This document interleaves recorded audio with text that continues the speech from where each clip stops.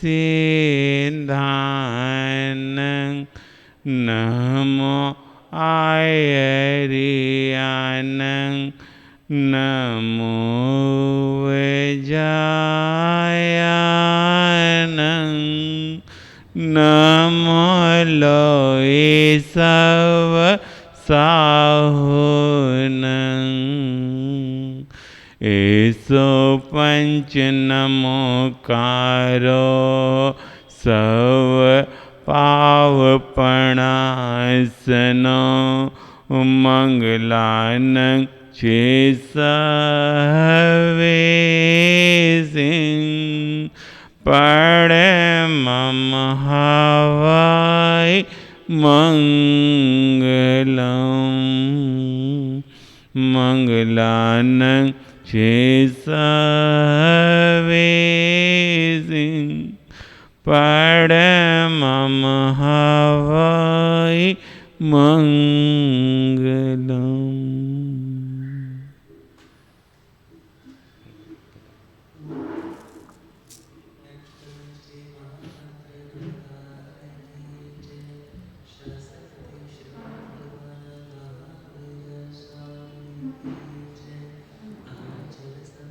महाराज जी श्वेता महाराज जी आगे कर लो महाराज जी।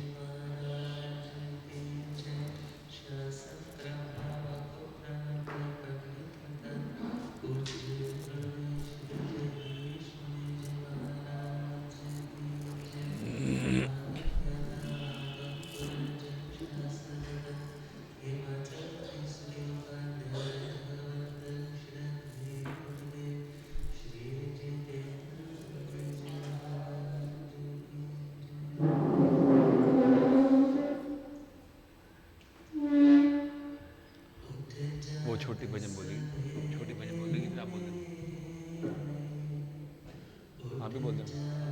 नहीं करनी, कथा करनी है ना,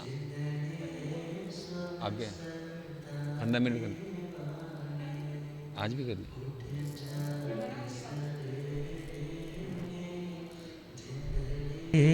सुन संतान दे हुण सतसंग कर लेने जिंदड़े मौज बथेरी माणे हुण सतसंग कर लेने जिंदड़े मौज बथेरे उठ जाग सवेरे ने जिंदड़े सुन संतान दे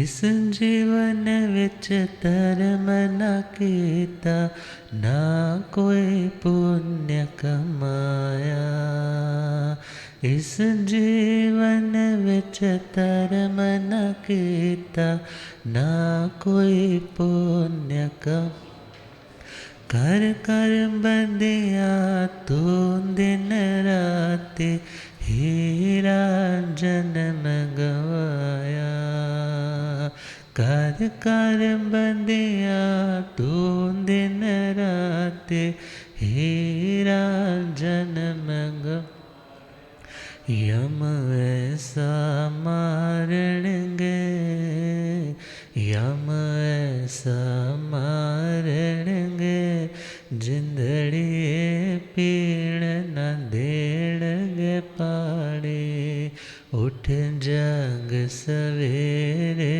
ने जिंदड़ी सुन संतान दे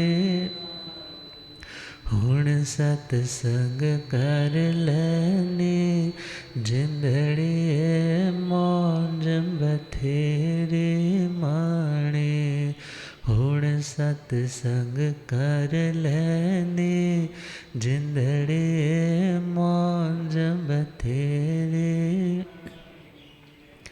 तो हम श्रवण करते हैं सर्वप्रथम मधुर वक्ता महासाध्वी श्री श्वेता जी महाराज साहब, जिनका आज ही मंगल में पदार्पण हुआ है। महासाध्वी उपप्रवर्तनी श्री ओम प्रभा जी महाराज साहब आदि ठाणे से आज ही सुबह पधारे हैं। तो मंगल में भजन श्रवण करेंगे महासाध्वी तपस्वी रत्ना श्री श्वेता जी महाराज।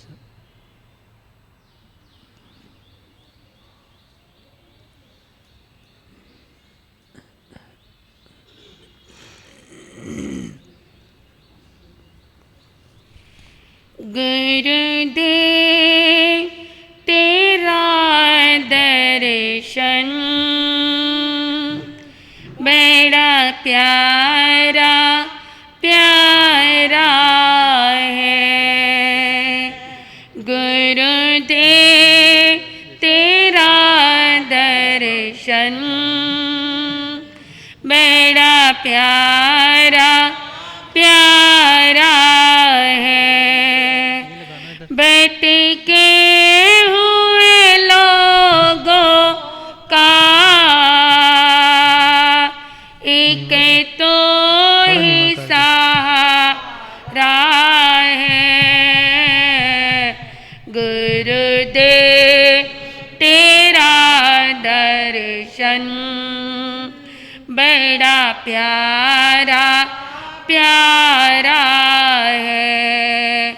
गुरुदेव तेरा दर्शन बड़ा प्यारा प्यारा है।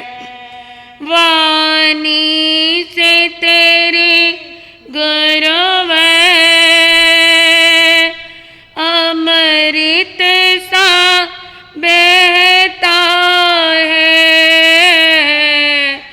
वाणी से तेरे गुरुवर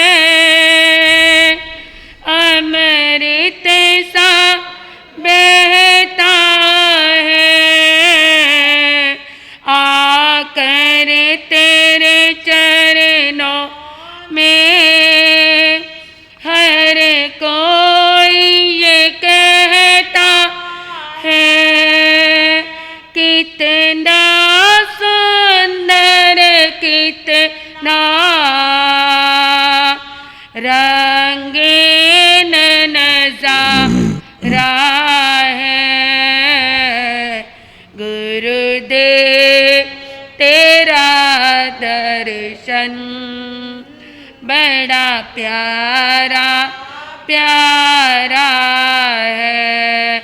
गुरुदेव तेरा दर्शन बड़ा प्यारा प्यारा है। जाते हो जहाँ गुरुवर तुम धर्म सिखाते हो। जाते हो जहाँ गुरुवर तुम धर्म सिखाते हो। मझधार में हो नैया तुम पार लगाते हो। जब पास हो तुम गुरुवर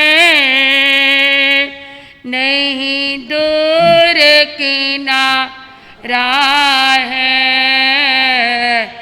गुरुदेव तेरा दर्शन बड़ा प्यारा प्यारा है। गुरुदेव तेरा दर्शन बड़ा प्यारा प्यारा भगवान से ये मोहरत मेरे मन को लुभाती है। भगवान से ये मोहरत भक्तों को लुभाती है। मुझको तो गुरु तेरे हर बात सुहाती है। कितना इतना प्यारा नाम तुम्हारा है। गुरुदेव तेरा दर्शन बड़ा प्यारा प्यारा है। गुरुदेव तेरा दर्शन बड़ा प्यारा प्यारा है। भटके हुए लोगों का एक तो ही सहारा है। गुरुदेव तेरा दर्शन बड़ा प्यारा प्यारा है। गुरुदेव तेरा दर्शन बड़ा प्यारा प्यारा है। गुरुदेव तेरा दर्शन बड़ा प्यारा प्यारा है।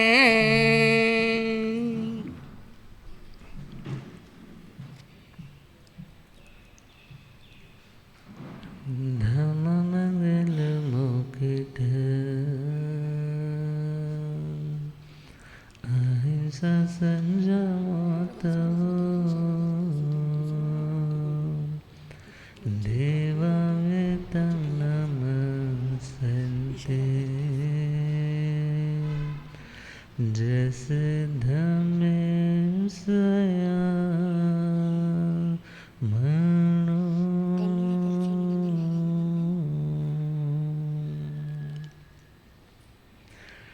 श्री महावीर प्रभु को मेरी वंदना। श्री महावीर प्रभु को मेरी वंदना। वंदना वंदना वंदना वंदना वंदना वंदना वंदना। मुझको तारो प्रभु तारे जो चंदना। मुझको तारो प्रभु तारे जो चंदना। वंदना वंदना वंदना वंदना वंदना वंदना वंदना। तेरे चरणों में दाता मेरा ध्यान हो। तेरे चरणों में दाता झूठी दुनिया से दिल मेरा अनजान हो। झूठी दुनिया से अनजान चाहे सुख में रहो चाहे दुख में रहो। चाहे सुख में रहो चाहे समता टूटे नहीं है यही स्पंदना। समता टूटे नहीं है यही वंदना वंदना वंदना वंदना वंदना वंदना वंदना। अनंत अनंत शांति के निकेतन शासनपति श्रमण भगवान महावीर स्वामी के पावन चरणवृंदों में हार्दिक भावभीना वंदन नमन। मेरे अंधेरे जो उनको रोशनी प्रदान करने वाले परम उपकारी आगम ज्ञान के भंडार आगम ज्ञाता आगम पुरुष, जिन शास्त्र रतन हिमाचल के श्री उपाध्याय भगवंत श्रद्धे गुरुदेव श्री जितेंद्र मुनि जी महाराज साहब के पावन चरण कमलों में हार्दिक भावना वंदन। पाठ पर विराजमान तपस्वी रतन श्री प्रभु मुनि जी महाराज साहब के चरणों में वंदन। पाठ पर शोभायमान महासाध्वी दीप्त तपस्विनी श्री श्वेता जी, प्रवचन प्रभाविका महासाध्वी श्री सुप्रभा जी, मधुर गायिका महासाध्वी श्री समीक्षा जी एवं समस्त आदरणीय भगवती स्वरूप महासाध्वी वृंद, धर्म सभा में उपस्थित धर्मानुरागियों, सुशीलवती माताओं एवं बहनों, असीम पुण्यदय से भाग्यदय से आप सबको संतों का समागम और वीतरागवाणी श्रवण करने का सुअवसर प्राप्त हो रहा है। श्रीमद् समवायंग जी सूत्र के आलोक में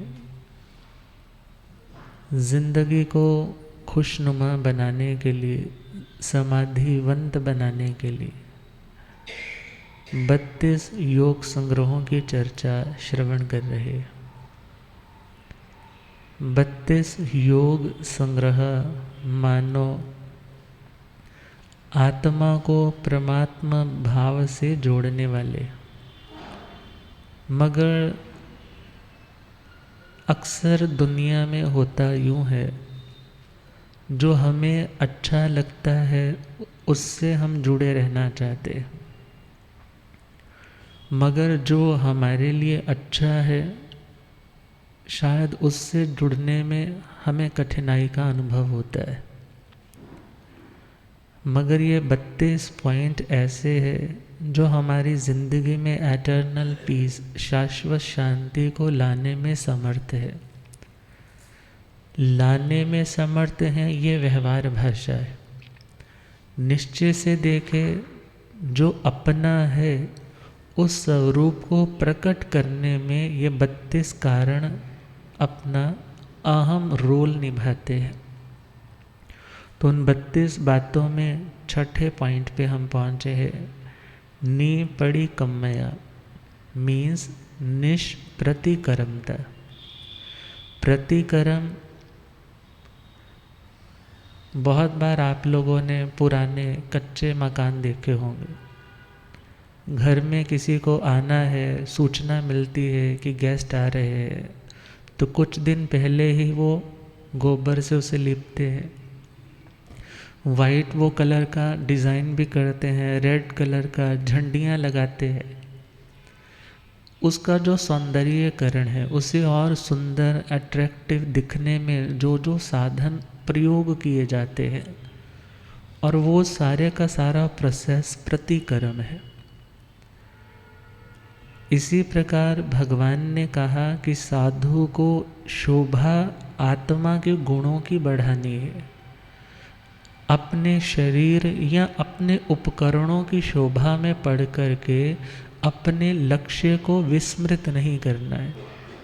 संस्कार है, जन्मों जन्मों के संस्कार है, कभी हावी भी हो जाते हैं, मगर आत्मा को भगवान की बातें जब बार बार वो प्रकाश देती हैं और प्रकाश में पता चलता है कि तुम गलत डायरेक्शन में चल रहे हो। दुनिया में कोई दूसरा व्यक्ति हमें रोके या टोके शायद हमें अखर जाएगा, मगर जब हम आगम पढ़ते हैं, आगम सुनते हैं या आगम सुनाते भी हैं, तो भगवान की वो हिदायतें हम जब आत्मा को समझ आने लगती है तो महसूस होता है कि अभी हम ठीक नहीं चल पा रहे, हमें कैसे चलना चाहिए, जैसा भगवान ने कहा उसी के अनुरूप चलना चाहिए।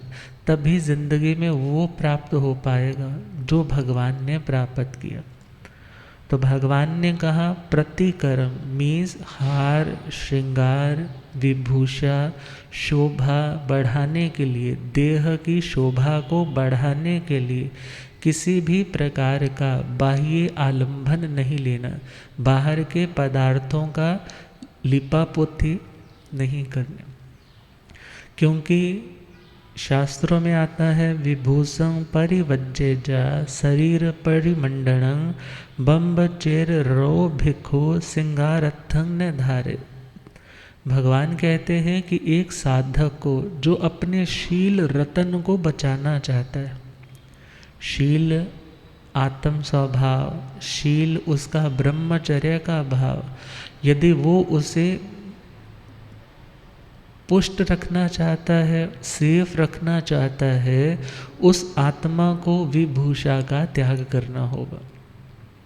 और भगवान कह रहे हैं शरीर का परिमंडन अर्थात शरीर और सुंदर दिखे, उसके लिए क्या किया जाता है? कोई नेल काटता है, नेल पेंट करता है, बाल डाई करता है, बाल बड़े हो गए हैं तो कटिंग करवाता है, पैर और अच्छे हो तो पैडिक्योर लेता है, कितना कुछ करता है।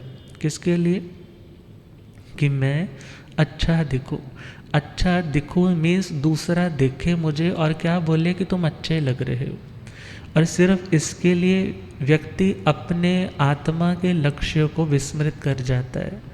तो भगवान ने केयर करने का, देह का ख्याल करने का, उसकी सेफ्टी का ध्यान रखने का कहीं मना नहीं किया, मगर परिमंडन उसका मंडन करने का, मंडन करने का मतलब उसको और सुंदर बनाने के लिए जो बाहर के उपाय अपनाए जाते हैं उनका भगवान कहते हैं एक मुमुक्षु आत्मा को त्याग करना है।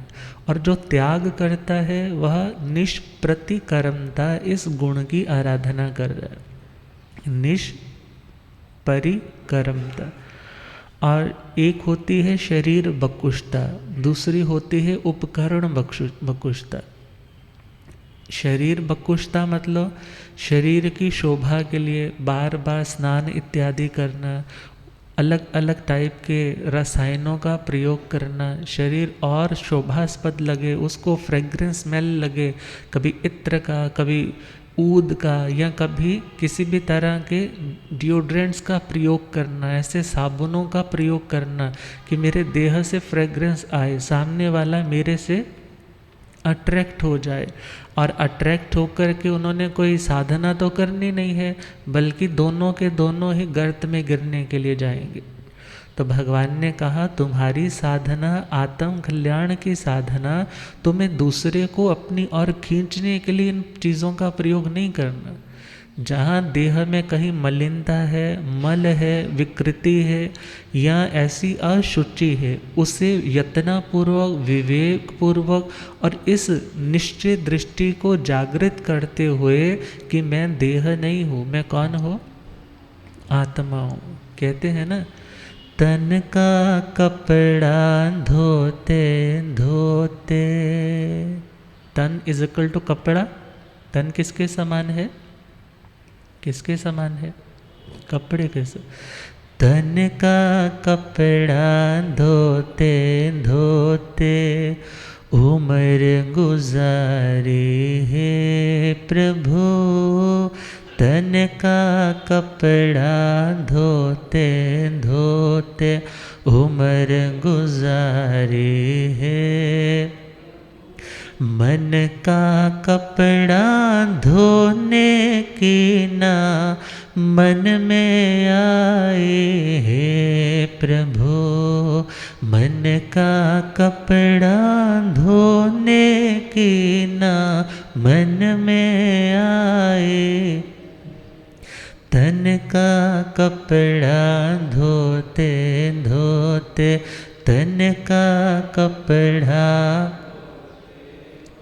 उम्र गुजारी है प्रभु, मन का कपड़ा धोने की ना मन में आए है प्रभु, मन का कपड़ा धोने की ना मन में आए। अर्थात मन को स्वच्छ करने का, आत्मा को स्वच्छ करने का तो कभी ख्याल ही नहीं आता, मगर देह सुंदर दिखना चाहिए, ये साफ होना चाहिए, सोसाइटी में जाना है, लोग देखेंगे, इस और तो पूरा ध्यान है। तो भगवान कह रहे हैं कि जो देह है वो तो अशुचि से बना और अशुचिमय ही रहने वाला है। तुम कोयले को कितना भी दूध से धो, मगर कोयले कभी दूध जैसे उजले बनने वाले नहीं। आज सुबह सुबह तो देह को पूरा शुद्ध किया है, मगर शाम तक अपने कपड़े का कॉलर उठा करके देखो, या अपनी कांख में थोड़ा सा नाक उधर की ओर सूंघ करके देखो तो कैसी स्मेल आती। उसका कारण जहाँ हर दरवाज़ा अशुचि को ही बाहर फेंक रहा है, उसका निष्कासन कर रहा है, उस देह से आत्मा को लाभ लेना है, उसकी देह की परिचर्या में पढ़ करके अपने लक्ष्य को भुलाना नहीं। तो भगवान कह रहे हैं मात्र देह का श्रृंगार और विभूषा तुम्हें बाह्य मुखी बनाएगी, तुम्हें एक्स्ट्रोवर्ट बनाएगी, तुम्हारा ध्यान बाहर की ओर रहेगा, मगर यदि भीतर की ओर तुम्हें उतरना है, देह का उतना ध्यान रखना है कि कहीं स्किन की एलर्जी ना हो जाए, कहीं कोई ऐसा एक्जिमा इत्यादि ना हो जाए, कहीं कोई ऐसी अशुचि आदि लगी है जिसे शास्त्र पाठ का कहीं अशातना ना हो जाए, उन बातों का विवेक रखने का भगवान ने किसी आगम में निषेध नहीं किया। मगर दैहिक शोभा को बढ़ाने में ही मस्त रहना, उसी में ही व्यस्त रहना, खुद को निहार निहार करके बार बार प्रसन्नता का अपने गरूर को और बढ़ाते चले जाना, इससे आत्म भाव परिपुष्ट नहीं होगा, बल्कि इससे तो विभाव, इससे तो दैहिक भाव, इससे तो भौतिक भाव ही पुष्ट होगा। तो हमारी उस भावना को मजबूती देने के लिए जो हमें शांति देगा, भगवान कहते हैं वह है निष्प्रतिकरमता। विचार करना है, एक स्त्री है जो शादीशुदा है, उसे बहुत सजने का रहता है कुछ साल तक, मगर जिसका पति काल कर चुका है, सजती संवरती नहीं है वो, मगर देह की शुद्धि उसे क्लीन तो प्रॉपर करती है, मगर कोई विभूषा इत्यादि, कोई आभरण, कोई ऑर्नामेंट्स वियर कर रही है या बहुत मेकअप करके जा रही है, ऐसा तो नहीं होता था। अर्थात देह की शुद्धि उतनी ही जैसे एक विधवा नारी कर रही है ना, वैसे यदि तुम देह की मात्र शुद्धि तक हो तो कोई दिक्कत नहीं है, मगर यदि तुम उसे और खूबसूरत बनाने के लिए उसमें अपना वो अनमूल्य जो वक्त है जाया कर रहे हो, और उन साधनों को लाने में भी तो तुम्हारा पुण्य जा रहा है, और वो साधन कैसे बने हैं उसकी भी तुम्हें नॉलेज नहीं है। तो भगवान ने कहा ऐसे कार्यों में जिससे तुम्हारा आत्म भाव कमज़ोर होता जाए उसका तुम्हें त्याग करना है। और इसी भाव को मजबूत करने के लिए भगवती मल्ली जी ने उन 6 राजाओं को कैसे प्रतिबुद्ध किया था। पूर्व जन्म के जो साथी मुनिराज थे वो महाबल के रूप में, मगर आज भगवती मल्ली तो बहुत सुंदर है और वो 6 राजा अलग अलग दिशाओं के, और वो क्या चाहते हैं, ये मल्ली हमें मिल जाए, मल्ली के पति हम बने, मल्ली मेरी अर्धांगिनी बने। और भगवती मल्ली जी तो जन्म जात ही 3 ज्ञान की, क्योंकि जो तीर्थंकर होते हैं जिन्होंने भावी भविष्य में तीर्थंकर बनना है, तो वो उस जन्म में कितने ज्ञान के धारक होते हैं, जन्मजात 3 ज्ञान, मति ज्ञान, श्रुत ज्ञान और अवधि ज्ञान।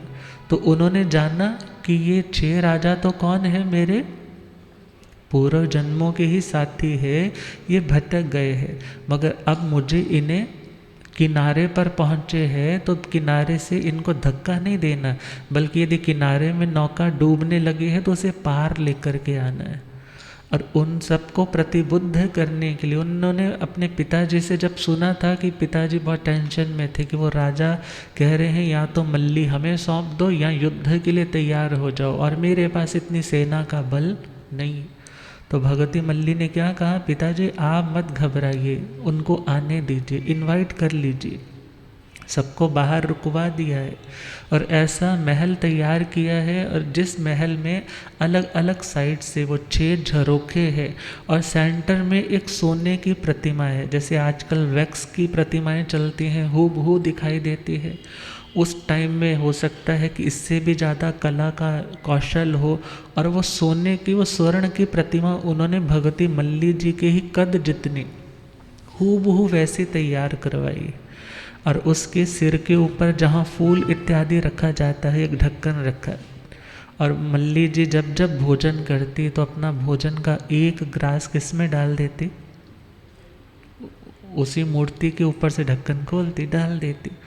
और एक वक्त ऐसा आया जब वो सारे राजा लोग अलग अलग झरोखे से देख रहे हैं उसे कि बस ये हमें मिलनी चाहिए, ये हमें मिलनी चाहिए, मगर इतने में दासी आती है। दासी ढक्कन को जैसे ही उठाती है और ऐसी दुर्गंध आने लगती है, क्योंकि कितने दिनों की वो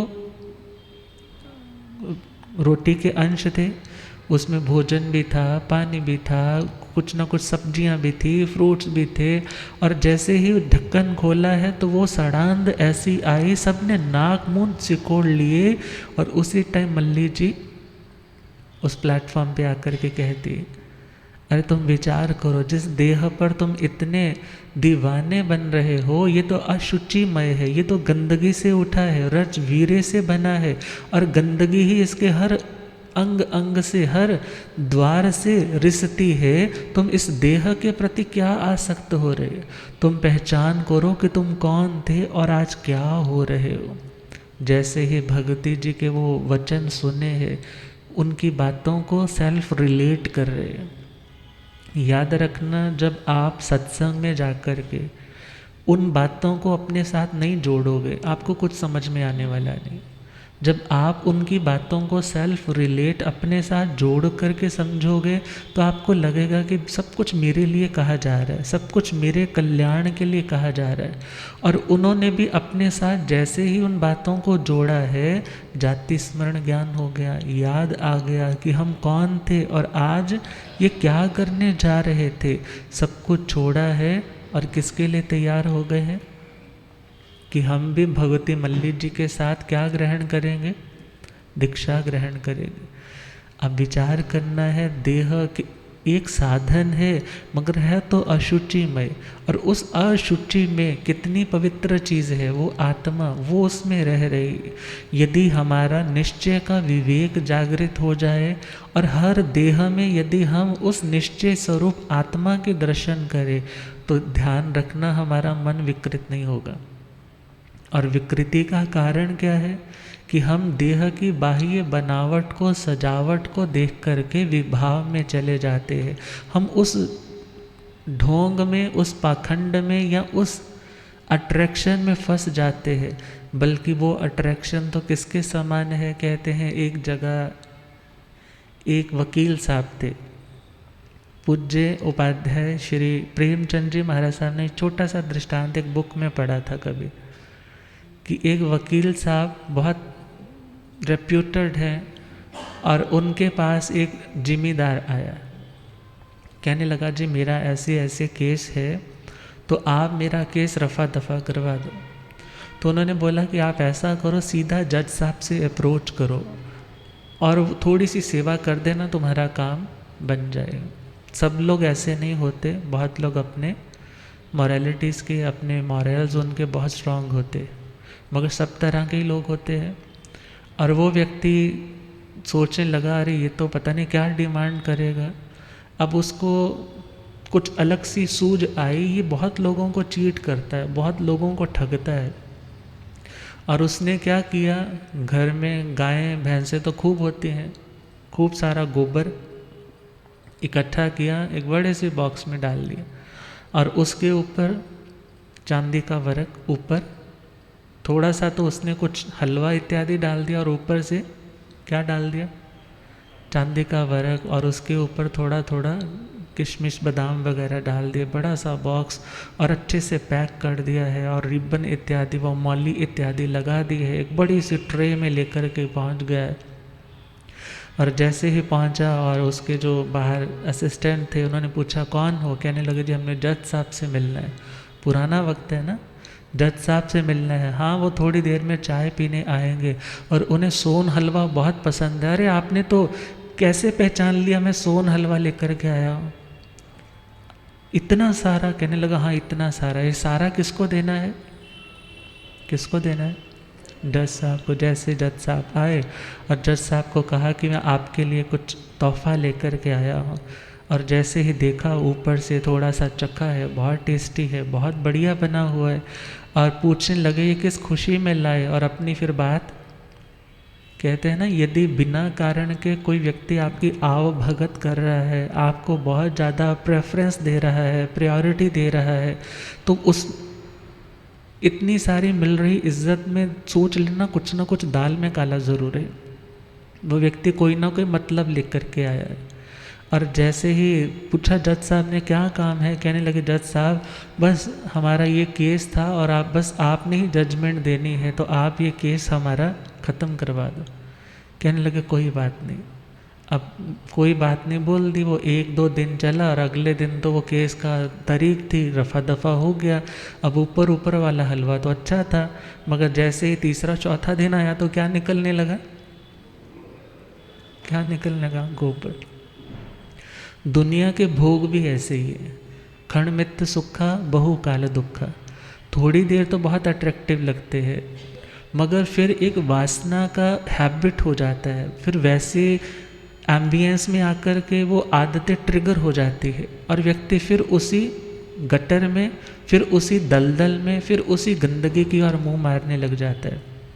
मगर वास्तव में देखा जाए, यदि यह सारी की सारी सजावट उसी गंदगी तक पहुंचने के लिए की जा रही, तो भगवान कहते हैं तुम अपनी साधना से विमुख हो रहे हो, तुम अपनी साधना से, साधना के रास्ते से भटक रहे हो। तुम्हें भटकना नहीं है, बल्कि तुम्हें शाश्वतता तक पहुंचना है।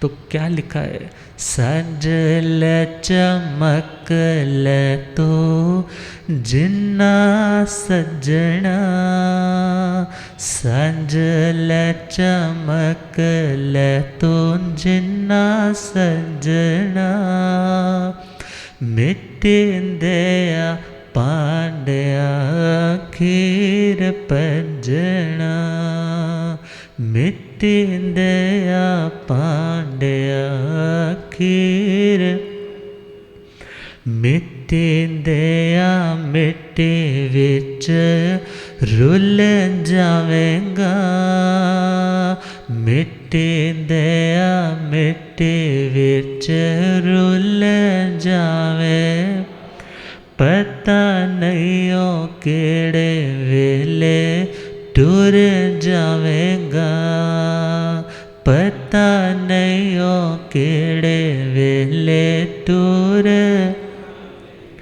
खाली हाथ आया खाली जाना सजना, खाली हाथ आया खाली जाना सजना, मिट्टी दया पांड्या खीर, मिट्टी दया पांड्या खीर।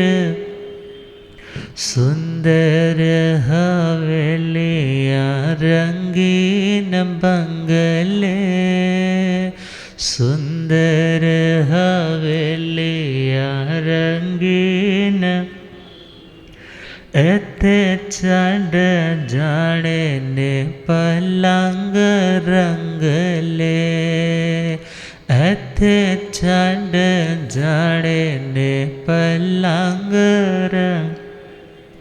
काल दा नंगाड़ा सर उत्ते वजना, काल दा नंगाड़ा सर उत्ते वजना, मिट्टी दया पांड्या खीर पजना, मिट्टी दया पांड्या खीर। सजल चमकल तो जिन्ना सजना, सजल चमकल तूं जिन्ना सजना, मिट्टी दया पांड्या कीर, मिट्टी दया पांड्या कीर पंजना। तो भगवान ने कहा ये विभूषा तुम्हें पर भाव में लेकर जाने वाली, तुम्हें अपने स्वभाव से विमुख करने वाली, इसलिए विभूषा के चक्कर में, सजावट के चक्कर में, बनावट के चक्कर में न पड़ करके तुम्हें आत्म भावों में अपने वक्त को नियोजित करना। आत्मा के गुण कैसे बढ़े, आत्मा की शोभा कैसे बढ़े। कानों की शोभा कुंडल पहनने से नहीं है। कानों की शोभा किससे है? यदि तुम सत्संग में आ रहे हो, कोई अच्छी चीज़ सुन रहे हो, किसी ने कुछ गलत भी कह दिया, शांति से उसको तुमने सुन लिया है, तो कानों की शोभा है। और यदि ऑर्नामेंट्स तो खूब सारे पहन रखे हैं मगर उससे तुम्हारी शोभा नहीं। ज़ुबान की शोभा किससे है? माउथ फ्रेशनर से। हाँ, ज़ुबान की शोभा किससे है? ओंठों की शोभा किससे है? क्या लिपस्टिक लगाने से है? यदि बोलने की लियाकत नहीं है, तुम उल्टा ही बोलते हो, तीखा ही बोलते हो, तो तुम्हारी ये सुंदरता किसी को अट्रैक्ट नहीं करने वाली, बल्कि सामने वाला बोलेगा अक्ल तो कौडी की नहीं है ना, और बना बैठा है कि पता नहीं मैं भगवान ही नहीं हूँ। तो विचार करना है, हाथों की शोभा किससे है? किससे है? दान से है। सुपात्र दान, किसी नीडी की आप सेवा कर रहे हो। पैरों की शोभा किससे है? पैरों की शोभा किससे है? किससे है पैरों की शोभा? अच्छे ब्रांडेड शूज़ पहनने से। बल्कि आप यदि उन पैरों से अच्छी जगह तक पहुंच पाते हो तो तुम्हारे पैर वास्तव में तुम्हारी शोभा का कारण बन जाते। तुम्हारे मस्तक की शोभा किससे है? यदि तुम नमन कर पाते हो, झुक पाते हो, और यदि अकड़े ही रहते हो तो ध्यान देना, जब अंतिम वक्त आता है ना, डेथ हो जाती है, तो कपाल मोचन बोलते हैं ना, तो क्या वो करते हैं? अभी तक जो वो कपाल, वो सिर तो फूटा नहीं अभी तक, पर बड़ा सा डंडा लेकर के क्या करते हैं? जोर से मारते। अब विचार करो, इसमें तो डंडे पड़ने वाले हैं, मगर यदि अच्छी जगह पर आप झुके हो तो तुम्हारी विनम्रता का भाव, जो तुम्हारा आत्म भाव है, वो पुष्ट होगा। और अकड़ करके आत्मा ने आज तक कुछ नहीं पाया। तभी तो लिखने वाले ने बहुत सुंदर लाइंस, पुराने भजन होते थे, बड़े मीनिंगफुल होते थे। क्या लिखा? मुख चंगा नयो लंगदा भजन बिना, मुख चंगा नयो लंगदा, चाहे कितना पान चबालो, चाहे कितना पान चब, कन चंगे नयो लंगदे श्रवण बिना, कन चंगे नयो लंगदे, चाहे कितने कुंडल पालो, चाहे कितने, नक चंगा नयो लंगदा शर्म बिना, नक चंगा नयो लंगदा, चाहे कितने लौंग सजा लो, चाहे कितने, हाथ चंगे नयो लंगदे दान बिना, हाथ चंगे नयो लंगदे,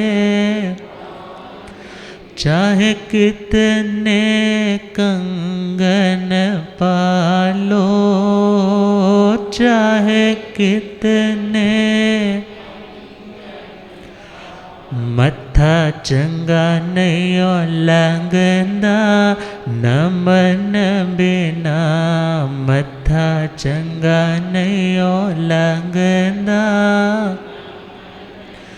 ओ चाहे कितने केश सजा लो, चाहे कितने केश सब, मुख चंगा नहीं लगदा, भजन बिना मुख चंगा नहीं लगदा। तो भगवान ने कहा कि हे आत्मा, तुम्हें आत्मा की शोभा को बढ़ाना है, और वह शोभा तुम्हारे अच्छे कार्यों से, तुम्हारे अच्छे डिसीजन से बनेगी। और तुम्हारे अच्छे डिसीजन कैसे बनेंगे?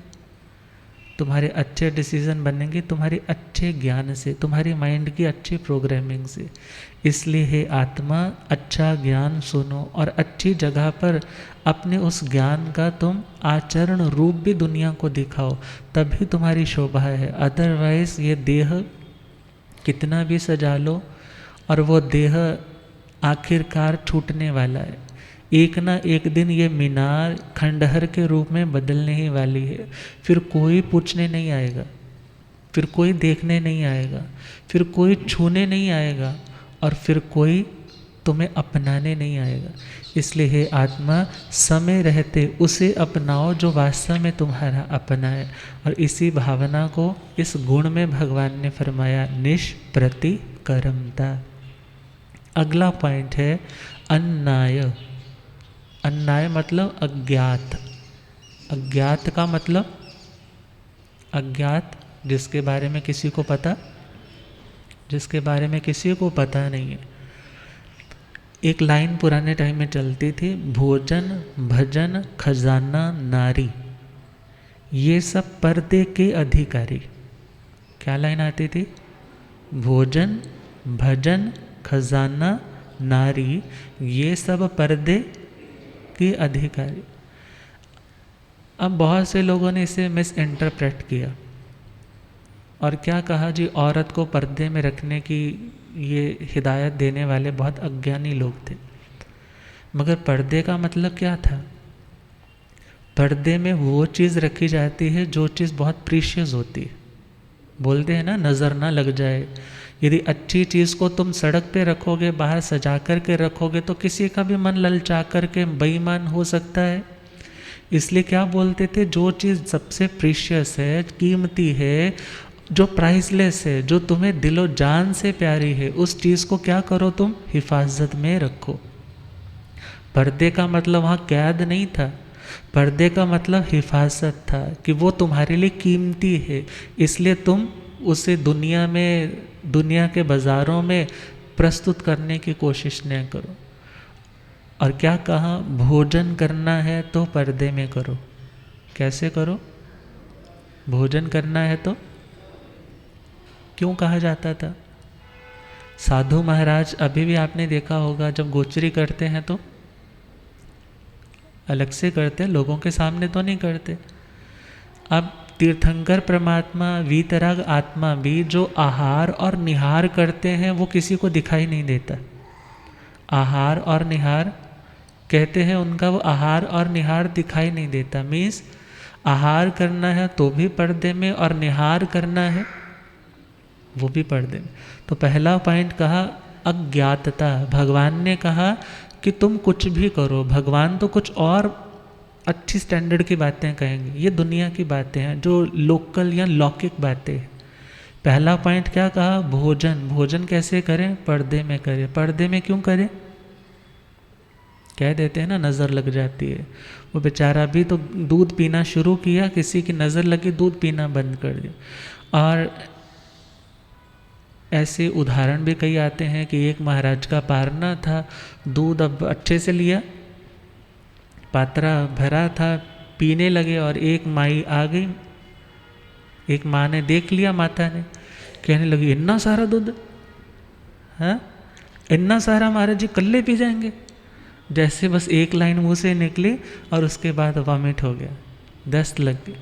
और उसके बाद लाइफ टाइम उन्होंने कभी दूध नहीं पिया।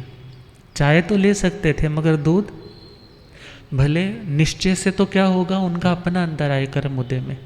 हम निश्चय से इन चीज़ों को प्रमोट नहीं कर सकते। निश्चय से तो उस आत्मा का अपना वो कर्म ऐसा उदय में है कि वैसा निमित्त बना है, मगर निमित्तों का भी अपना योगदान है, निमित्तों का भी अपना स्थान है। इसलिए क्या कहा कि तुम कोई ऐसी चीज़ ग्रहण करने जा रहे हो तो कहाँ करो, पर्दे में आराम से करो, तुम्हारा ध्यान डिस्ट्रैक्ट ना हो। कोई आया है तो क्या रीत रहती थी, उसमें से थोड़ा किसी सामने वाले को दे देते थे। या रोटी बनाई है तो एक रोटी गाय के लिए, एक रोटी कुत्ते के लिए, और थोड़ा सा यदि कोई अतिथि आ जाए तो उसको उसी टाइम उसमें से देते थे। क्यों? पहला भाव कि अतिथि देवता के समान है, कुछ समर्पित करना चाहिए, कुछ देना चाहिए। और दूसरा यदि देखा जाए, यदि तुमने पहले ही निकाल कर दे दिया तो नज़र नहीं लगेगी। पहले ही निकाल करके दे दिया तो क्या नहीं लगेगी, मीन्स उसकी जो कुदृष्टि है वो तुम्हारे भोजन पे नहीं पड़ेगी। आज नज़र क्यों लगती है? क्योंकि व्यक्ति देना नहीं जानता, शेयर करना नहीं जानता, फिर बड़े बड़े वो काले रंग के मुखौटे से बाहर टांग देता है, फिर भी घर में बरकत नहीं पड़ती। तो वहाँ पर क्यों नहीं पड़ रही? जब तक शेयर नहीं ना तुम्हारे अंदर आएगा, तुम देना नहीं सीखोगे, तब तक तुम्हारी ज़िंदगी से नज़र वाला वो जो कॉन्सेप्ट है जाने वाला नहीं। तो भगवान तो कहते हैं कि यदि तुम गृहस्थी हो, तुम अनुकंपा दान या सुपात्र दान से प्रतिलाभित हो सकते हो, मगर विचार कर रहे हैं भोजन जब करना है अज्ञात साधु के लिए, तो जब भिक्षाचरी के रूल्स आते हैं उसमें आता है अन्नायचरी, मौनचरी, भिक्ख दिट्ठ लाभे, अदिट्ठ लाभे इत्यादि पॉइंट्स आते हैं कि भिक्षाचरी के लिए गया है तो अज्ञात कुलों में जाए। कैसे कुलों में जाए? जिसके बारे में उसे पता नहीं है महाराज जी इस कमिंग, वो आ रहे हैं तो आज ये बना लो। भले आज की व्यवस्थाएं बहुत चेंज हो चुकी है, मगर पुराने टाइम की जो व्यवस्थाएं थी, लोगों का सात्विक आहार मोस्टली होता था। मगर आज तो जैनियों के ऊपर भी प्रश्न चिन्ह लग रहा है, ये कौन से वाला जैनी है, वेजिटेरियन वाला, नॉन वेज वाला, ड्रिंक वाला या ड्रिंक के बिना वाला। मगर अपनी इमेज को प्रोटेक्ट करना होगा, आप लोगों को स्ट्रांग होना होगा। और बच्चों को जहाँ स्कूलिंग के लिए, एजुकेशन के लिए, ट्यूशन्स के लिए, स्विमिंग क्लास के लिए आप इतने अवेयर हो, इतने अलर्ट हो, उतना नहीं 20% भी आप यदि धर्म के लिए अलर्ट हो जाओ, आपके संस्कार बच सकते। मगर शुरुआत कोशिश आप लोगों को करनी हो। तो विचार कर रहे हैं भोजन करना है, गुरुदेव पधारे। हो रब मेरा सतगुरु बन के आया मैनू,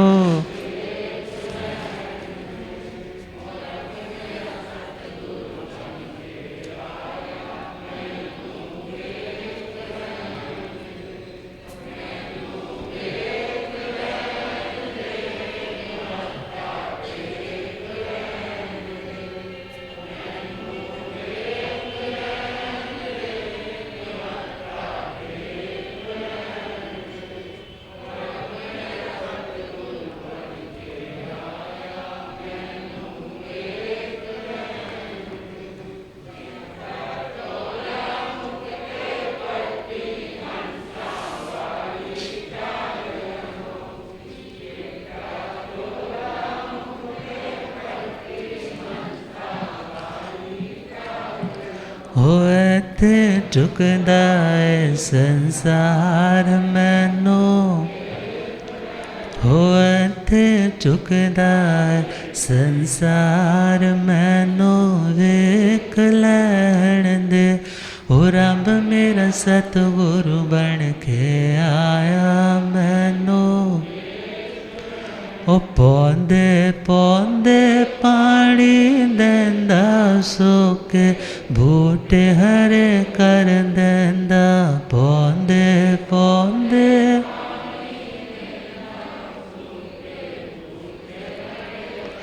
ओ केड़ा माली बन के आया मैनू, वेख लैण दे। ओ केड़ा माली बन के आया मैनू। ओ रब मेरा सतगुरु बन के आया मैनू, वेख लैण दे। ओ रब मेरा सतगुरु बन के आया। बोलिए आगम ज्ञाता आगम पुर जिन शास्त्र तन हिमाचल के श्री उपाध्याय भगवंत श्रद्धे गुरुदेव श्री जितेंद्र मुनि जी।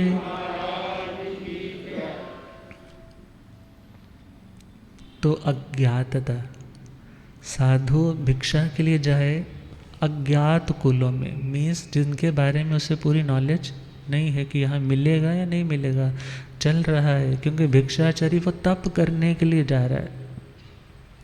और भोजन जब कर रहा है तो भी क्या बोला, अज्ञात। अज्ञात का मतलब कोई आए जाए, पशु इत्यादि आए, तो साधु को तो वैसे दान सिर्फ सुपात्र रूप में अपने साधु समुदाय को, साधु समुदाय को दे सकता है, मगर अदरवाइज वो परट सकता है मगर दे नहीं सकता, बाय रूल देखा जाए। तो अज्ञात अर्थात जब भोजन भी कर रहा है तो ऐसे स्थान पे जहाँ पर किसी की दृष्टि न पड़ती। और ये बातें तो नीति की है मगर साथ साथ हम रिलेट कर रहे हैं शास्त्र की कहीं कहीं बात को। पहला पॉइंट है भोजन करे वो पर्दे में, भजन करे। भजन का मतलब, भजन का मतलब बहुत लोगों के हाथ में आपने देखा होगा ना, सुबह सुबह मॉर्निंग वॉक पे जाते हैं तो हाथ में एक थैली सी होती है और उसमें माला कर रहे होते हैं। क्यों कर रहे होते हैं ऐसे? कि किसी की नज़र, वैसे तो दिख ही रहा है थैली बांध दिया मीन्स माला कर, नज़र तो आ ही गया, मगर कॉन्सेप्ट क्या है कि मैं कुछ जाप करूं तो उसके ऊपर किसी की नज़र न पड़े, मैं साधना करूं तो किसी की नज़र न पड़े। इसलिए बहुत से लोग सुबह सुबह अमृत वेले में, ब्रह्म मुहूर्त में उठ जाते हैं जब ना कोई वातावरण में किसी तरह की ऐसी नेगेटिव वाइब्रेशंस है, बिल्कुल शांति है, बिल्कुल पीसफुल है। ऐसे टाइम उठ कर के या तो मेडिटेशन करते हैं, जाप करते हैं या कोई स्वाध्याय इत्यादि करते हैं। क्यों? क्योंकि इस टाइम लोगों का ज़्यादा आना जाना नहीं है। और बहुत से लोग ऐसे भी होते हैं, कहते हैं महाराज जी मैं कथा में नहीं आऊँगा। क्यों नहीं आऊँगा भाई? महाराज जी मैं कथा में समायिक नहीं करूँगा, शाम को आके कर लूँगा, जब आप लोग अकेले होते हो ना तब कर लो। क्यों, क्या हुआ? महाराज जी लोग ना नज़र लगा देते। क्या लगा देते? और आपने तो कहा था भजन कैसे करना है, गुप्त करना चाहिए, अकेले में करना चाहिए। ये तो देखा जाए अपनी ही बात को, अपनी कमी को ढांपने के लिए हम सामने वाले की बात को यूज़ कर रहे हैं, मगर विचार करना है जब आप कोई विशिष्ट साधना करते हैं तो विशिष्ट साधना आप दुनिया में चर्चा शोर मत मचाइए कि मैं ये साधना, मैंने 1.25 लाख का जाप कर रहा हूँ, मैं ये तपस्या इत्यादि कर रहा हूँ। मीन्स उन बातों की चर्चा करोगे तो हो सकता है अंतराय आ जाए। अंतराय आ गया फिर आप कहोगे कि मैंने बताया ही क्यों। बहुत लोग ऐसे होते हैं ना, कहते जी हम जब भी कोई प्लान बनाते हैं ना, किसी को बताते हैं और बीच में फ्लॉप हो जाता है, इसलिए हम किसी को बताते ही नहीं, अपना चुपचाप जो करना है वो कर लेते। तो भजन के बारे में भी क्या बोला कि जब तुम्हें विशिष्ट साधना करनी है, तुम्हारे गुरुदेव को पता हो, तुम्हारे मास्टर को पता हो कि तुम क्या करने जा रहे हो, कहीं कोई विघ्न रुकावट आए तो उनसे जाकर परामर्श लेकर के तुम आगे निरंतरता बरकरार रख सको। मगर दुनिया में शोर मचाने की ज़रूरत नहीं है। मैं तो इतना साधक हूँ जी, मैं तो रोज़ 4-4 लोगों की माला करता हूँ, मैं तो नमोत्थुंग इतने करता हूँ, मैं तो इतना करता हूँ। इस तरीके की तुम अपनी ज़ुबान से चर्चा करोगे तो उसका कोई स्वाद नहीं है। ये तो यूं ही होगा कि अपनी शादी पे खुद ही बैंड बजाने लग पड़ा कि आज मेरी शादी है। मीन्स भगवान ने क्या बोला कि तुम्हें साधना करनी है, आत्मा के लिए करनी है। हाँ, किसी को प्रेरणा मिले, उसकी पात्रता देख करके तुम बता सकते हो कि मैंने ऐसा ऐसा किया, तुम भी करो, तुम्हें भी बेनिफिट होगा। तो दूसरा पॉइंट अज्ञातता, भजन, भोजन, भजन, खजाना। खजाना मतलब पैसा। आपके पास जितनी जायदाद है वो लिक्विड में है या आपके पास गोल्ड है या प्रॉपर्टीज़ है, वो सारी क्या है? तुम्हारा खजाना, तुम्हारा पैसा है। और जब कभी आपने देखा होगा कोई वैरागी आत्मा, वैराग्यशील आत्मा दीक्षा के टाइम उछालते हैं ना सिक्के, तो लोग उसको क्या करते हैं? पकड़ लेते हैं, उठाते हैं और क्या बोलते हैं? मुझे खजाना मिला। क्या मिला? खजाना मिला। और वो किस में रखना है फिर जा कर के? खजाने में, कि मेरा खजाना सुरक्षित रहे। कैसा रहे मेरा खजाना? और बहुत लोग इस भाव से लेकर जाते हैं कि वैराग्यशील आत्मा के हाथों से हमें तो वर्षी दान की तरह मिला है। जैसे तीर्थंकर भगवान भव्य जीवों को ही ये वर्षी दान देते हैं, तो मुझे मिला, मेरी जिंदगी में भी वो मोक्ष रूपी लक्ष्मी आए, मेरे में भी मेरा भव्य बना रहे। बना तो रहेगा, यदि भव्य है वो कभी अभव्य नहीं होगा, अभव्य है वो कभी भव्य नहीं होगा। तो खैर, खजाना मतलब पैसा। पैसा यदि आपकी लॉकर्स आपने खोल करके रखे हैं, आप अपना ज्वेलरी का सेट देख रहे हो, अपने पैसे काउंट कर रहे हो, उधर से कोई आ जाता है, कुछ और नहीं तुम्हारी ननदी आ जाती है, तो क्या कर लेते हो? उसी टाइम बंद कर देते हो। कोई बच्चा भी आ जाता है, बेटा ही आ गया तो भी क्या कर लेते हो? ये सारी बातें बच्चों को दिखाने वाली, बताने वाली नहीं होती। कुछ चीज़ें पर्दे में भी रहनी चाहिए। तो कहा खजाना, पैसा भी रखना है तो कैसे रखता है? पर्दे में। और नारी भी, अब देखो ना कैटेगरी देखो, सारी प्रीशियस चीज़ें हैं। अब नारी ये ना फील करे कि मुझे पर्दे का मतलब क्या कर दिया, मुझे कैद में रख दिया। पर्दे का मतलब है उसे भी हिफाजत की ज़रूरत है। क्यों? क्योंकि वो भी प्रीशियस है, वो घर की लक्ष्मी है। और लक्ष्मी को बाज़ारों में या मीनारों पे खड़ा करने के लिए नहीं होता, बल्कि उसे भी घर का श्रृंगार बना करके रखा जाता है। और उस पर सबकी नज़रें नहीं डलवाई जाती। ये नहीं है कि तुम्हारे दोस्त मित्र जो कुछ जिन लोगों का अच्छा आचार नहीं है, तुम उसकी भी एंट्री घर में कर रहे हो, उसकी भी एंट्री घर पे कर रहे हो, उससे तुम्हारा घर ही अशुद्ध होने वाला है। सिलेक्टेड लोग हो, अच्छे लोग हो, डिसेंट लोग हो, पर्सनैलिटी उनका बैकग्राउंड अच्छा हो, उसी को घर में एंट्रेंस दो। अदरवाइज़ हर किसी को एंटरटेन करने की ज़रूरत नहीं। ये भाव था इसके पीछे। और भगवान ने कहा अज्ञातता, तुम साधना करो, तुम तप करो, तुम जप करो, तुम स्वाध्याय में आगे बढ़ो, मगर उनकी चर्चा, उनका शोर मचा करके नहीं, बल्कि उसे छुपा करके करो। क्योंकि जब मिट्टी में बीज गिरता है, छिपा रहता है तो फूट कर बाहर आता है, मगर ऊपर ही रह जाए तो स्प्राउट ही नहीं होता, अंकुरित ही नहीं होता। तो उन गुप्त चीज़ों का जो फल है वो बहुत मल्टीपल होकर के आता है। तो इसके बारे में और चर्चा भी करेंगे। हम गुरुदेव पधारे हैं आज, तो अपने मंगल में श्रीमुख से कुछ आज कृपा फरमाएं। इन्हीं शुभ भावनाओं के साथ ओम शांति।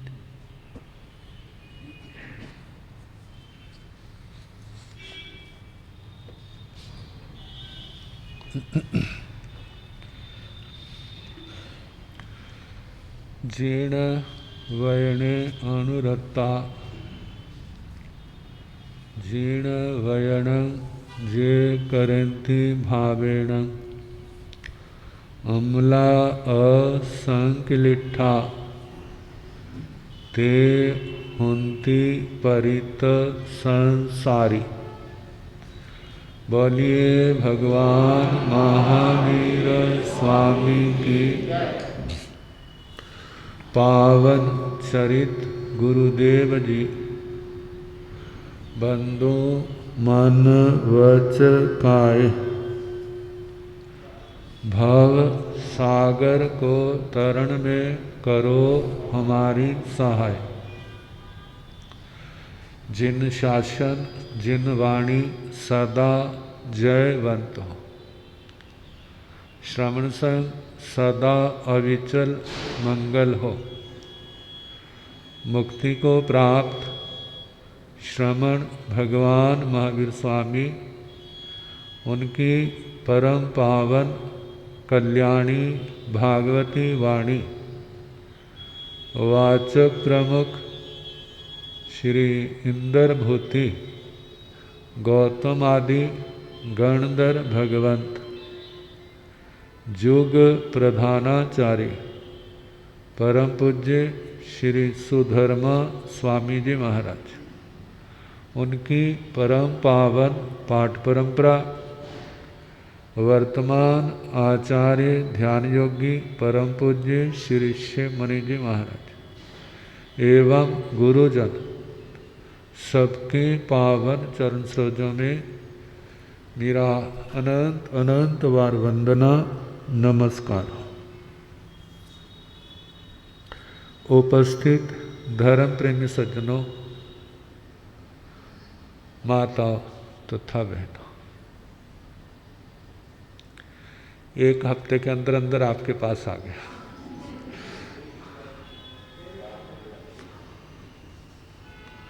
ऑपरेशन के बाद सब कुछ खिला खिला दिख रहा है।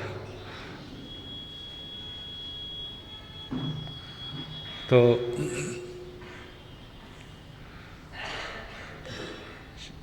श्री उत्तराधीन सूत्र का 29वां अध्याय सम्यक तो पराक्रम, तीसरा बोल सुना रहे। धर्म श्रद्धा, जितना भी धर्म का क्षेत्र है, इसके मूल में जो प्रेरणा है वो क्या है? आत्मा का ऊर्ध्वारोहण। आत्मा लोहे जैसी है, तलवार जैसी कह लो, छुरी जैसी कह लो, इसको सोने से भी बढ़ करके बनाना है। पुराने जमाने में बर्तन होते थे ना, आजकल स्टील के नहीं, रांगा, सिल्वर कह देते हैं, तांबे के। यदि वह टूट भी जाते थे ना, तो भी कुछ ना कुछ दे करके जाते थे। लेकिन आज के बर्तन शीशे के, मानो टूट गया तो होते हाथ में कट लग गया, गिलास तो गया ही, साथ में जब मल्लम पट्टी करानी पड़ेगी वो अलग। तो कहा जी आत्मा लोहे के समान, आग के अंगारे के समान जलाने वाली है। स्वयं तो जलती है और दूसरे को भी क्या करती है? जलाने का ही प्रयास करती है। कहेंगे हमारे चूल्हे में तो आग काम आ जाती है, चूल्हे में तो आग काम आ जाती है, लेकिन ये वो आग नहीं है चूल्हे वाली। देखो जिस आत्मा के अंदर कषाय है, क्रोध, मान, माया, लोभ, राग, द्वेष, खोटे संस्कार, जिसके कारण ये आत्मा गलत ही काम करता। मानो अपना स्वार्थ देखना है, लेकिन दूसरे के लिए क्या है? दूसरे के लिए तो संताप ही। कहा कि आत्मा को अमृत कल्प होना चाहिए, केवल अपने लिए नहीं, प्राणी मात्र के लिए क्या हो? समाधि का कारण, शांति का कारण। भगवान जहाँ जहाँ जाते थे वहाँ शांति हो जाती थी, लड़ाई झगड़े शांत हो जाते थे, लोगों के दिमाग शांत हो जाते थे, गलत रास्ता छोड़ देते थे, अच्छे रास्ते पर चलते थे। ऐसा अपना जीवन होना चाहिए, लेकिन होता क्यों नहीं? क्योंकि अंदर बहुत कुछ जमा है। अच्छा जमा होता तो कोई बात थी, लेकिन अच्छा नहीं है। क्या है? कुसंस्कार, खोटे संस्कार। संसार के ऐशोराम भोगने की भावना तो है,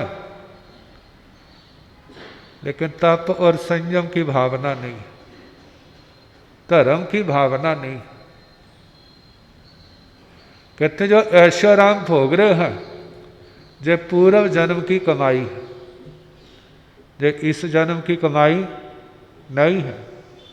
व्यक्ति सोचता मैंने इतनी मेहनत की, मैंने इतना पैसा कमाया, इस जन्म की मेहनत नहीं है। कहते जो निमित्त है। मेहनत करने वाले और कितने लोग हैं, क्या वो वैसे सारे वैसे हैं? काम करता है, कुछ भी पल्ले नहीं पड़ता।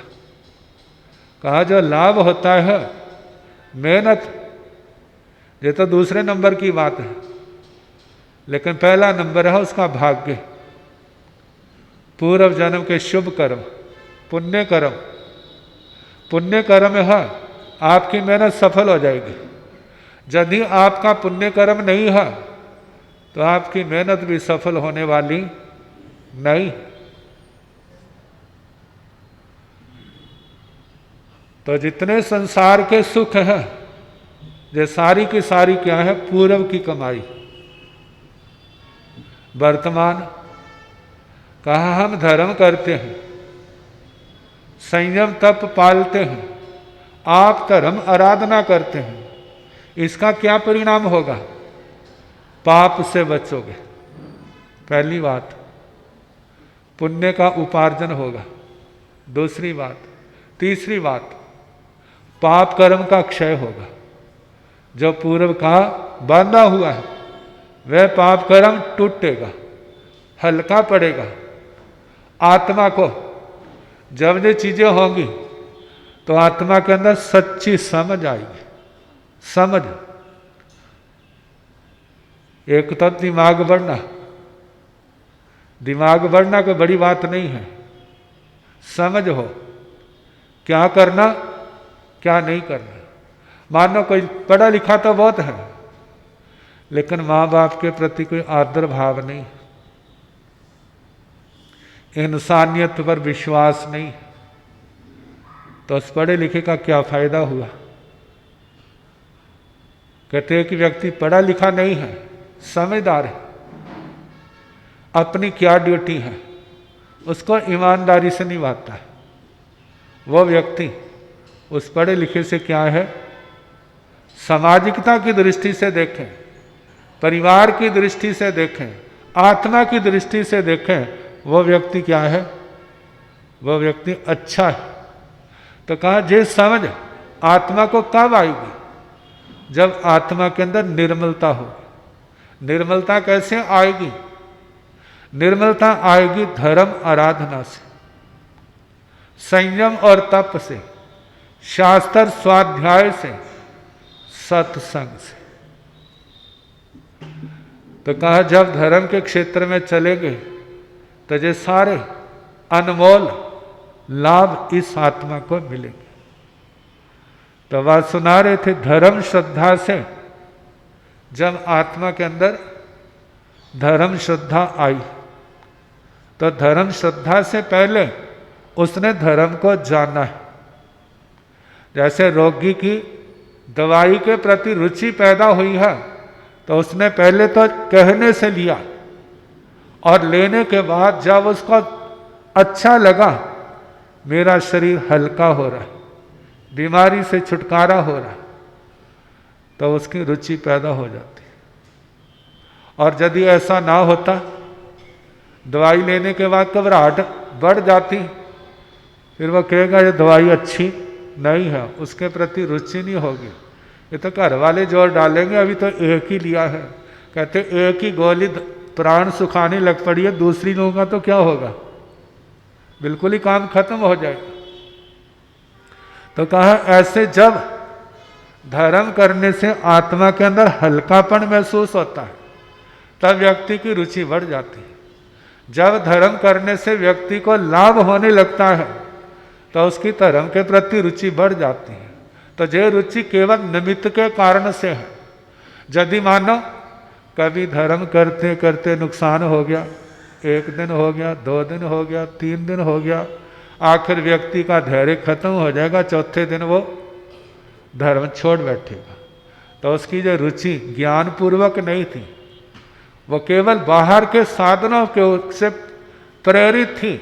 जब तक तो अच्छा मिलता रहा तब तक तो करता रहा, और जब नुकसान होने लग पड़ा तब उसके बाद उसने छोड़ दिया।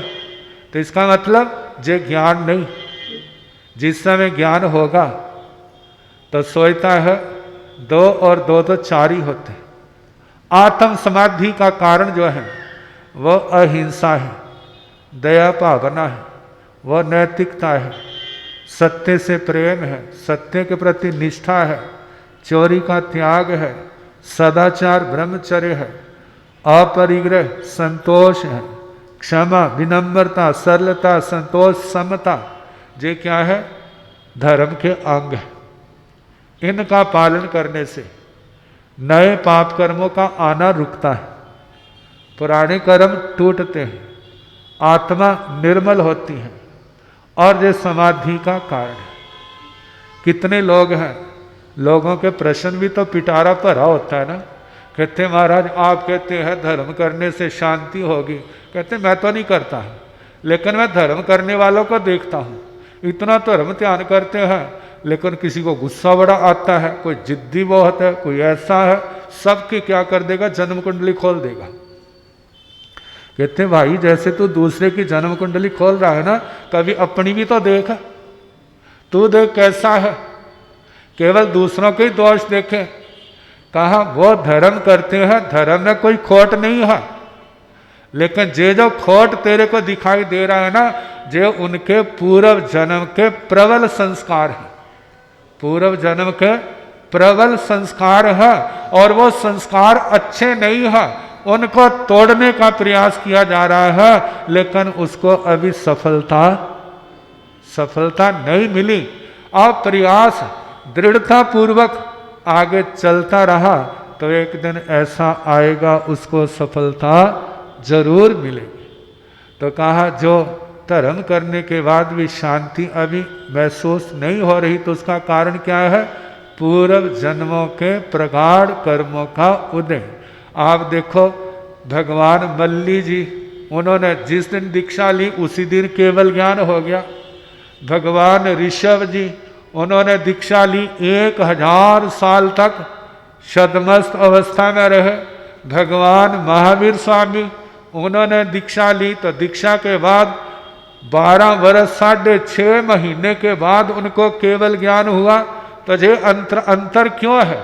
जबकि तीर्थंकर सब है। कहा जिनके कर्म ज्यादा थे उनको तोड़ने में टाइम ज्यादा लगा, और जिनके कर्म थोड़े थे उनका जल्दी क्या हो गया। इसी प्रकार जो धर्म करते हैं, किन्हीं को तो तत्काल उसका परिणाम मिलता है, और किन्हीं को सारा जीवन करते रहते हैं फिर भी दिखाई नहीं देता। लेकिन धर्म में किसी प्रकार का दोष नहीं, क्योंकि जब बीमारी लंबी हो तो इलाज भी तो क्या करता है? लंबे समय तक चलता है। तो धर्म श्रद्धा का चलना है, धर्म को जानना, और जब धर्म के प्रति रुचि पैदा होगी, ज्ञान पैदा हो गया है, तो फिर व्यक्ति के अंदर वैराग पैदा होता है। वैराग के बाद क्या होता है? कल जैसे समय होगा सुनाने का प्रयास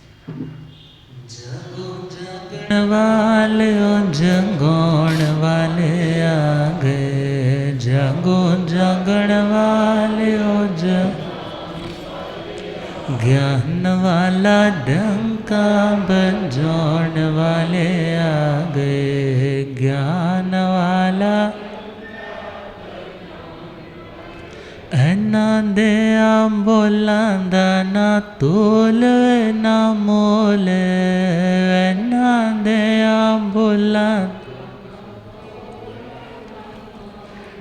एक एक बोल जिवें हीरा ना मोल है, एक एक सुनो सुनण वाले ओ सुनोण वाले आ गए, सुनो सुनण वाले ओ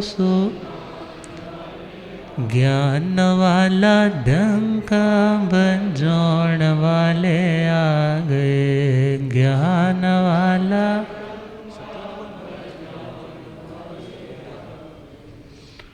बड़े सौभाग्य के साथ आप सभी को दिव्य वीतरागवाणी का पावन संदेश श्रवण करने का सौभाग्य मिल रहा है, और इसी क्रम में जो पधार के लाभ ले रहे हैं सभी आत्मार्थी साधुवाद के पात्र हैं।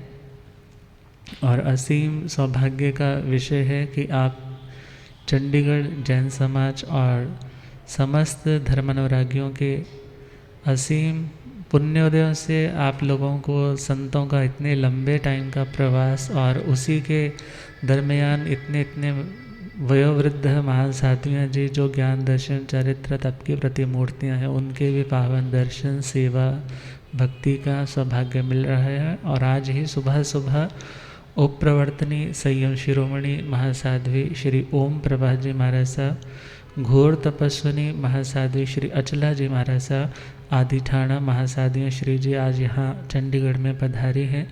और उससे पूर्व महासाध्वी श्री संतोष जी महाराज साहब, महासाध्वी श्री महक जी महाराज साहब, महासाध्वी श्री प्रेक्षा जी महाराज साहब, महासाध्वी श्री सर्वज्ञ जी महाराज साहब आदि ठाणा वृंद विराज रहे हैं। और गुरुदेव जब तक हैं, कहते हैं जहाँ संत वहाँ बसंत, और ऐसे सच्चे संत, ऐसे आगमों के ज्ञाता शांत दांत गुरुदेव आपके यहाँ विराजमान है। जहाँ गुरुदेव हैं वहाँ सभी स्वयं ही पधार करके आप सभी को लाभ दे रहे हैं। ये लाभ बढ़ता रहे इन्हीं शुभ मंगल भावनाओं के साथ। जिनकी तपश्चर्याएँ गतिमान है वो प्रत्याख्यान ले लें। आज एकाशने की तपस्या 37वां एकाशना है इनका, भाई मयंक जी का। तपस्या करने वालों को, सेठिया जी का भी लगातार चल रहे हैं। आज जिनके आयम्बिल की तपस्या हो, उपवास की तपस्या, जिनके वर्षी तप चल रहे हैं, आज जिन जिनके उपवास हैं, तपस्या करने वालों को, जिन शासन की शान बढ़ाने वालों को। सामाजिक सूचना। जय कार्य मंगल। हिमाचल के श्री उपाध्याय भगवान पूज्य गुरुदेव श्री जितेंद्र मुनि जी महाराज, उग्र तपस्वी परम सेवा भावी पूज्य गुरुदेव श्री रमन मुनि जी महाराज ठाणे 6, उप प्रवर्तनी महासाध्वी श्री ओम प्रभा जी महाराज ठाणे 5, आगम रसिका महासाध्वी श्री संतोष जी महाराज ठाणे 4, आगम रसिका महासाध्वी श्री प्रेक्षा जी महाराज ठाणे 4, तप ज्योति महासाध्वी श्री स्वर्गीय प्रभा जी महाराज ठाणे 2, हिमगिरी रत्ना महासाध्वी श्री महक जी महाराज ठाणे 4 के पवित्र पावन चरणों में वंदना नमस्कार करके सुख साता पूछते हैं और आप सबके स्वास्थ्य की मंगल कामना करते हैं। आज चंडीगढ़ में उप प्रवर्तनी महासाध्वी श्री ओम प्रभा जी महाराज ठाणे 5 का पधारना हुआ है। मैं आप श्री का चंडीगढ़ पधारने पर स्वागत अभिनंदन करता हूं और हम आपका आभार मानते हैं कि आपने चंडीगढ़ समाज की विनती को स्वीकार कर चंडीगढ़ पधारने का मन बनाया। आज हम सबके मन में प्रसन्नता है कि उपाध्याय भगवान ऑपरेशन के बाद पाठ पर विराजे और उनके मुखारबिंद से हमें जिनवानी सुनने को प्राप्त हुई है।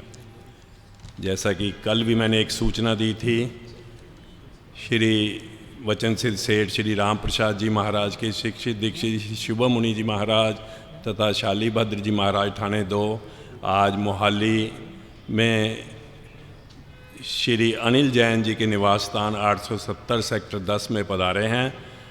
परिवार ने प्रवचन का आयोजन किया है जिसका समय 10 से 11 बजे है। जो भी लाभ लेना चाहें वो अवश्य लें।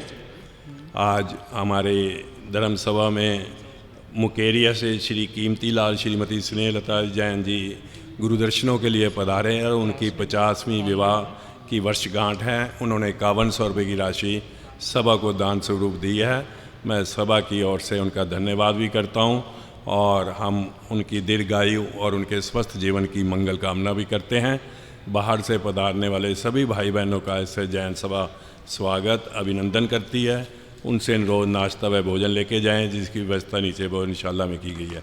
अब गुरुदेवों के मुखारबिंद से महापुरुषों के जयकारे मंगल पाठ श्रवण कर। बोलिए शासनपति श्रमण भगवान महावीर स्वामी। आचार्य सम्राट परम पूज्य श्री आत्मा राम जी, आचार्य सम्राट परम पूज्य श्री आनंद ऋषि जी, आचार्य सम्राट परम पूज्य श्री देवेंद्र मुनि जी, वर्तमान आचार्य सम्राट ध्यान योगी परम पूज्य डॉक्टर श्री शिव मुनि जी, गणावच्छेद परम पूज्य स्वामी श्री लाल चंद जी, गणावच्छेद परम पूज्य स्वामी श्री गोकुल चंद जी, चारित्र चूड़ामणि परम पूज्य स्वामी श्री नेकचंद जी, शासन प्रभाव को प्रवर्तक पंडित रतन पूज्य गुरुदेव श्री जगदीश मुनि जी, आगम ज्ञाता आगम पुरजन शासन रतन हिमाचल केसरी उपाध्याय भगवंत श्रद्धे गुरुदेव श्री जितेंद्र मुनि जी, उग्र तपस्वी आदर्श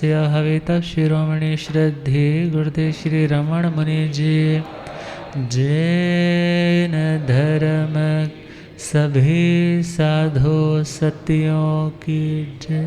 मंगल पाठ। सिद्धाणं नमो आयर्याणं नमो ओवझयाणं नमो लोये संसाहोणं एषो पंच नमोकार सर्वपावपणसणो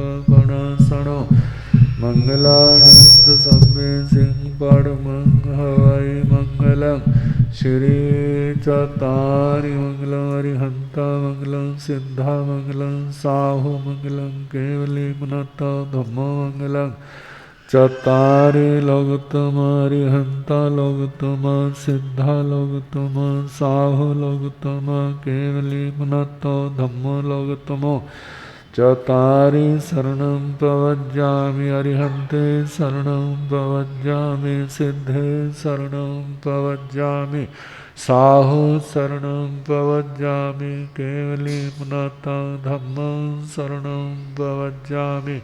चार शरणे सुख करने दुख करने मंगल करने और शरणा नहीं कोई जो भव प्राणी आश्चर्य अक्षय।